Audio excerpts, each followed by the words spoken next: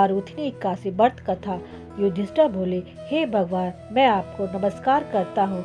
वैशाख मास के कृष्ण पक्ष की इक्यासी का क्या नाम है, उसकी कथा क्या है, आप विस्तार पूर्वक मुझसे कहिए। श्री कृष्ण कहने लगे, हे राजेश्वर, इस इक्यासी का नाम मारुति इक्यासी है। यह सौभाग्य देने वाली, सब पापों को नष्ट करने वाली तथा अंत में मोक्ष देने वाली है। इसकी कथा इस प्रकार है कि प्राचीन काल में नर्मदा नदी के तट पर मानधाता नामक राजा राज्य करता था।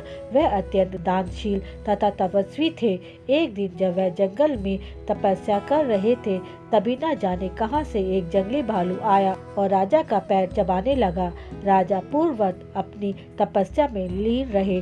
कुछ देर बाद पैर चबाते चबाते भालू राजा को घसीटकर पास के जंगल में ले गया। तब राजा मानधाता ने अपनी रक्षा के लिए भगवान विष्णु जी से प्रार्थना की। राजा की पुकार सुनकर भगवान विष्णु जी प्रकट हुए और अपने चक्र से भालू को मार दिया। चूंकि राजा का पैर भालू खा चुका था, इसलिए राजा अपने पैर को लेकर बहुत दुखी थे। भगवान विष्णु अपने भक्त को दुखी देखकर बोले, हे वत्स, शोक मत करो, यह तुम्हारे पूर्व जन्म का अपराध था।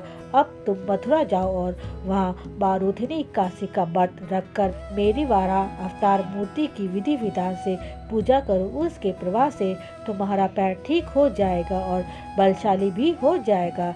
राजा मानधाता ने वैसा ही किया। इसके प्रभाव से वह सुंदर और संपूर्ण अंगों वाले हो गए। अतः जो भी भक्त मारुति इक्यासी का व्रत रखकर भगवान विष्णु जी का ध्यान करता है, तो उसके सारे पाप नष्ट हो जाते हैं तथा वह स्वर्ग लोक को प्राप्त होता है। हे विष्णु भगवान, कहानी कहते सुनते हुंकार भरते समस्त परिवार को सुखी रखना। बोलो विष्णु भगवान की जय।